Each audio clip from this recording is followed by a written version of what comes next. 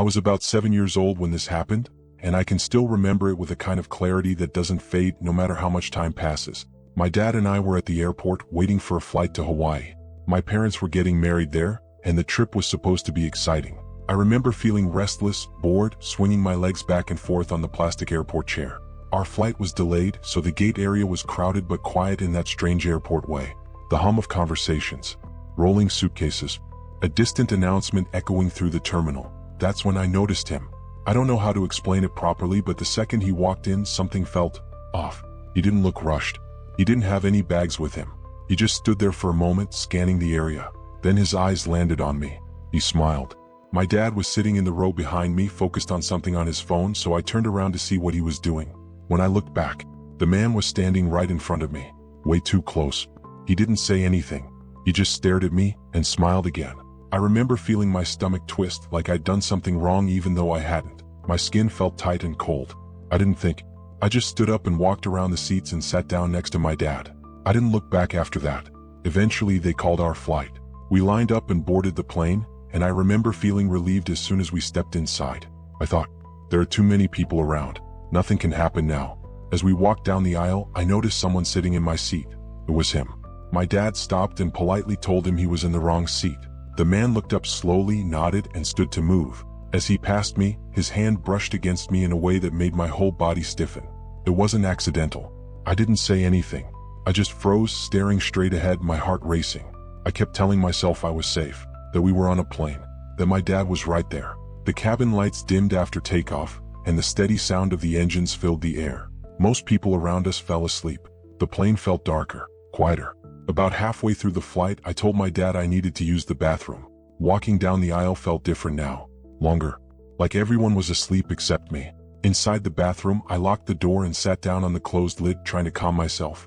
I pulled out my phone and tried to text my mom, even though I wasn't sure what I was supposed to say. That's when I heard it. A soft click.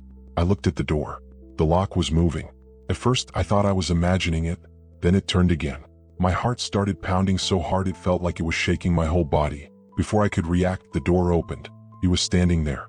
The light flickered slightly as the door swung open, and he looked straight at me. He smiled. All he said was, "Hi." Then he stepped forward. I don't remember every detail after that. I just remember panic, pure, overwhelming panic. The feeling of being trapped in a space too small to escape. One word kept repeating in my head over and over again. Danger. I screamed. I screamed as loud as I could, louder than I ever had in my life. The sound echoed down the aisle. The door was pulled open, this time by someone else. Hands grabbed him and pulled him away from me. People were shouting. The lights came on. I was shaking so badly I couldn't stand. A flight attendant held me while they restrained him.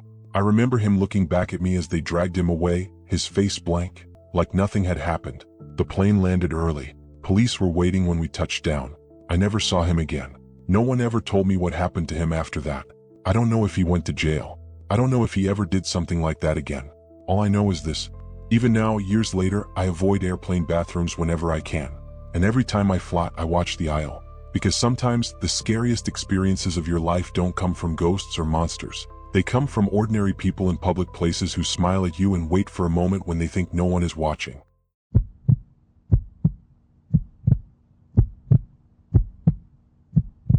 Hello, my name is Tariq, but if you'd like you can call me T. The summer of 2016, me, my brother, and my mother decided to take a break from everything. Usually we aren't those type of people who go out on 5-star vacations or anything, plus we can't really afford that. Anyway, my dad drove all three of us to the Toronto airport. It was a Sunday, I believe, and I felt quite sad leaving my dad alone and back at home, but he told us he had a lot to do. Eventually, after a lazy, tiring 5-hour trip to the airport, I ended up being car sick. I threw up twice and wanted to a lot more, but I kept it in because of the public and people around us. We said our goodbyes to my dad and went through the front gate. We waited for about 2 hours until I felt sick to my stomach once more. I told my mother I had to go to the washroom. I couldn't hold it in anymore. My brother, being the idiot he is, just smirked and gave a little chuckle. I jogged over to the nearest restroom and ended up finding myself not sick anymore. I couldn't throw up. It gave me a little confused type of expression. I tried forcing it out, but it just wouldn't happen. I sat there for about 5 minutes until I knew it wasn't any good. Before I could get up and wash my hands and actually leave this place, I realized the whole time I wash in that bathroom stall, someone was in the other one right next to mine. I didn't really care as I just brushed it off with a sigh. But what happened next was In fact, just plain fucking weird, and got a lot more worse later on. The moment I opened up the bathroom sink and started washing my hands, this man, or whoever it really was, spoke. He said something. I didn't catch what it was over the sound of water splashing against my hand. I closed the sink and stood there, droplets of water hitting the sides of the sink, and I was just waiting till he said something. After a good solid 12 seconds, I asked, excuse me? Are you talking to me? He replied with a manly yet extremely soft giggle, like he was drunk or on some shit. At that point, I figured my mom and brother are probably worried about me, so I decided that was enough to make me leave the restroom almost as quick as I entered. I took 3 solid steps towards the exit, and what happened next felt almost like it was straight out of a horror movie. I know it sounds like a joke, but I swear, this is all real. He said, "Leaving me already, Tarek?" My heart fucking sank into my own stomach, felt like I just forgot to grab my balls from my mom's purse because I felt weak. I couldn't say anything. Just knowing that this stranger knows my real name just put me into shock. I slowly whispered, "What the fuck?" and opened the bathroom door, almost bursting out of there. Some people sitting down near their gates looked at me like I just came out of a robbery or something. Anyway, I went over to my mom and brother, which is 20, telling them that someone was in the washroom with me and he knew my name and that he asked me why I was leaving him. My mom gave me a sarcastic yet serious smile, telling me to stop screwing around. But I was serious. I gave no expression but fear towards my mom and brother. My mom quickly came to the fact that I was being dead fucking serious, and her smile almost instantly turned into nothing. She looked at me and asked me if I was being honest. My brother already stood up, walking towards the washroom like the hero he is. I followed. My mom, on the other hand, went over to a nearby traffic police and told him what I saw. My brother, which I was following, almost ended up smashing the bathroom door open and yelling who was in that stall. My brother took a slight look under the stall opening and saw the shoes I saw. He banged on the door, asking the man to come out and show himself. I felt like a goddamn superhero. I just couldn't wait to beat this fucker to death. My brother eventually went to the stall I was in and hopped on top of the toilet, looking over to the other stall where the man was. But there was nothing. The shoes were still there, but nobody was sitting in the stall anymore. My brother had a haunting expression on his face. It got me to wipe my dirty smile off my face and turn it into fear once more. My brother hopped over to the locked stall the man was in and unlocked it for me. What we saw that day prevented us from actually taking this vacation. In that very single stall the man was in, there were carvings on the steel metal stall walls of my own name, Tarek, carved into the metal. My heart sank. I thought to myself, am I being stalked? Am I going to die by whoever this was? The weirdest part was when I saw blood on one of the carvings of my name. It was smeared all over my name. The cops took a blood run with that man's blood that was on the wall. They ended up telling us that the person doesn't even exist. They died nearly 9 years ago. I personally believe in the paranormal, guys, but something like this just brings the thought that it actually might be demonic. After this event, it's been a year if I'm not wrong, and I haven't seen or had another problem like this. My dad keeps his .44 in my front dresser to keep me safe. This just brings me to my conclusion that whatever that thing was wanted my life and was waiting till the perfect time to do it. I have never gotten the chance to actually take a picture of the situation I was in, nor did I take any pictures when I was in the airport. But a used one from Google should show people what airport I am talking about. Please do take this seriously, because nobody should ever go through a supposedly true haunting/stalking.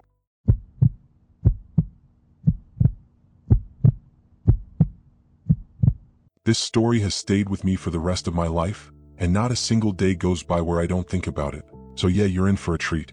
I was 10 years old when this happened. Back then, I had just started getting into scary, true stories, listening to them late at night, convincing myself I'd be more aware of my surroundings because of it. I thought I was careful. I wasn't.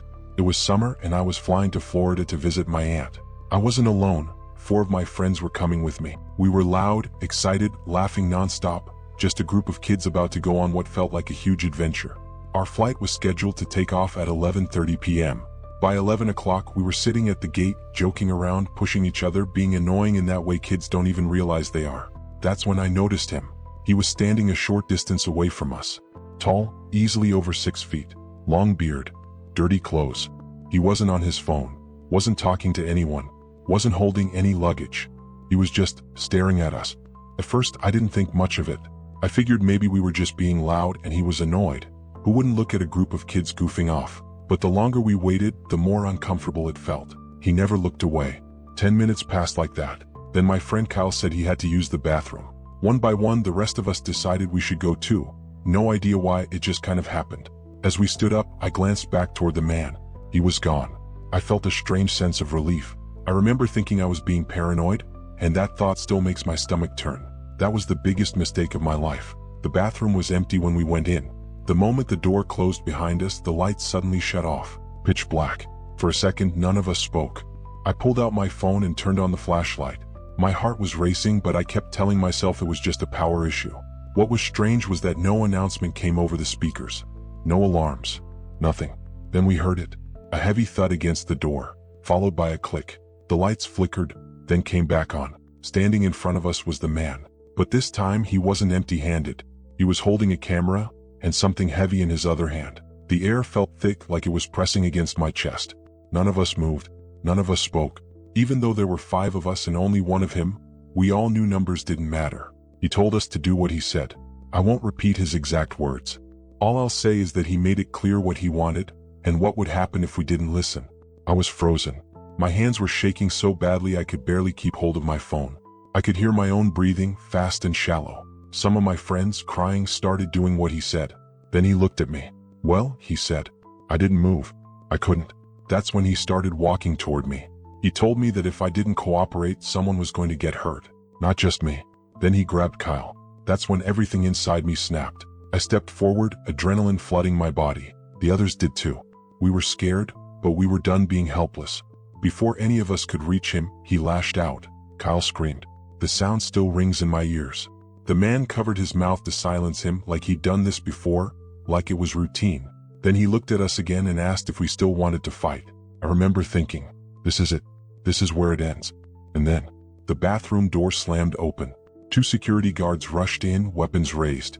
Behind them was a janitor, shaking, pointing at the man. The guy dropped what he was holding. He didn't run. He didn't resist. He just stood there as they took him down and put him in cuffs. Kyle was rushed to the hospital. We were taken to another room and questioned for hours. Later we learned what happened. The man had attacked the janitor earlier, knocking him unconscious and stealing his keys. But in his rush, he never locked the storage room. The janitor woke up and called for help. That mistake saved our lives. This happened 5 years ago. I'm older now, more cautious, more aware. But that night never really left me. Because sometimes the scariest part isn't what almost happened. It's knowing how close you were and how easily it could have ended differently. So yeah, be careful out there. There are a lot of creeps in the world.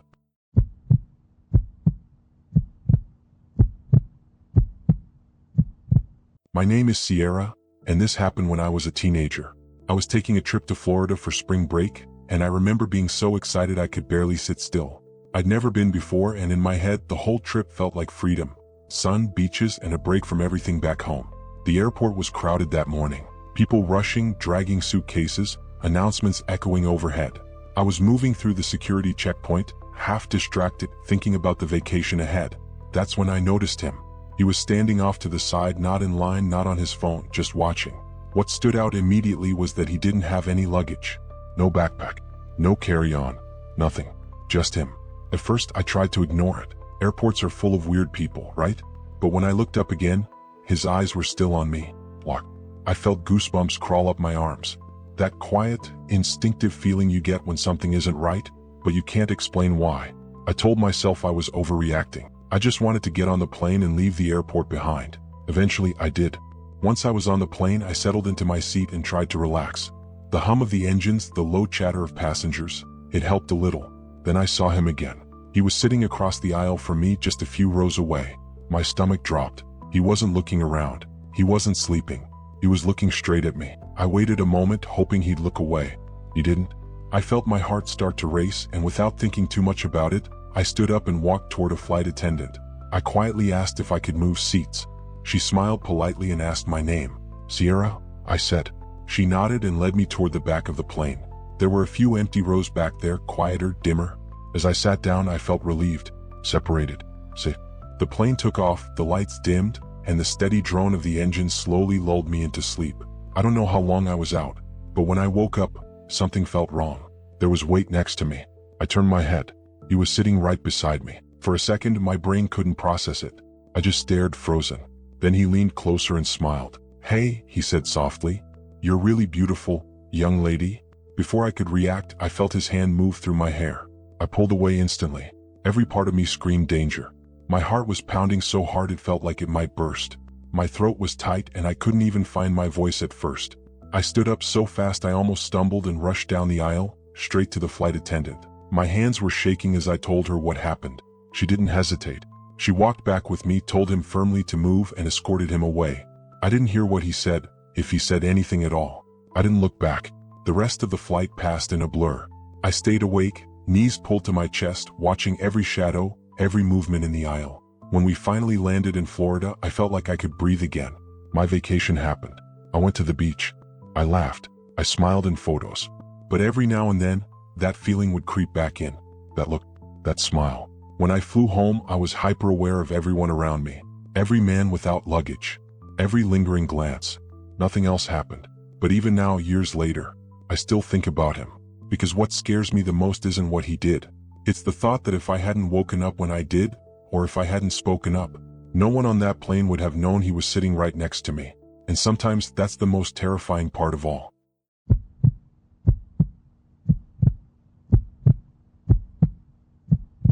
I work at an airport as a maintenance technician. Late night shifts are just part of the job, and after a while, you get used to how empty and strange airports feel after midnight. Most people don't realize that airports have entire levels the public never sees. Maintenance corridors, service tunnels, utility floors. They connect all the terminals underground like veins running beneath the building. At night, those places are silent. No announcements, no passengers, just the low hum of ventilation and the echo of your own footsteps. This happened during one of those late shifts. It was around 1 in the morning. I was heading toward a lift that goes down to the maintenance level when I noticed someone standing nearby. She was a pilot. At least that's what I assumed based on her uniform. Judging by the stripes on her shoulders, she looked like a second or third officer. That alone was strange. Flight crew don't have access to the maintenance level. And at that hour, most pilots are either in crew rest areas or long gone. She was just standing there near the lift, not on her phone, not talking to anyone. Almost like she was waiting. I asked if she needed help. She looked relieved when I spoke and said she was trying to get to Terminal 1. Her airline's flight operations office was there, and she needed to check in before her next duty. The problem was the monorail had already shut down for the night. The only public option left was the shuttle bus, which only came once an hour. She asked if I knew any quicker way to get there. I hesitated. Technically, there was a shortcut through the maintenance level, but it was restricted. Employees only. No exceptions. I told her it was possible, but warned her it would be a long walk, 20 to 30 minutes at least. She thought about it for a moment, then agreed. Looking back, I probably broke several rules that night. I could have been written up, maybe even fired, but at the time it didn't feel like a big deal. I swiped my card and we took the lift down to the basement level. The doors opened to that familiar concrete corridor, fluorescent lights, yellow safety lines, exposed pipes running along the ceiling. The air smelled faintly of oil and dust. As we walked, we talked.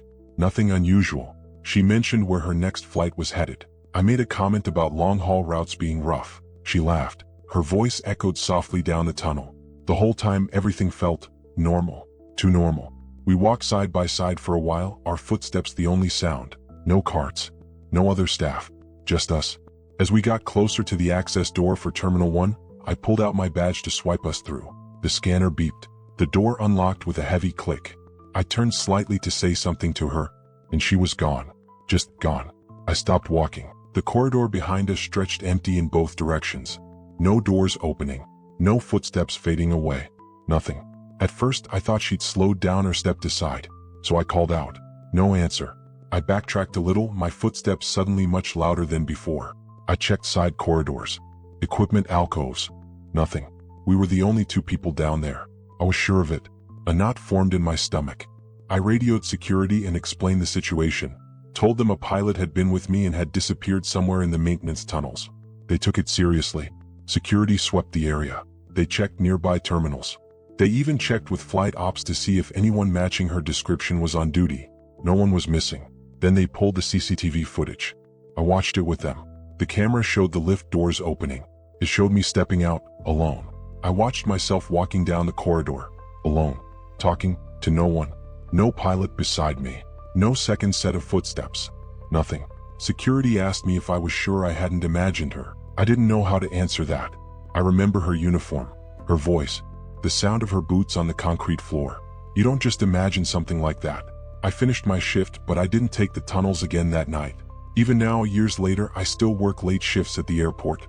I still use the maintenance levels.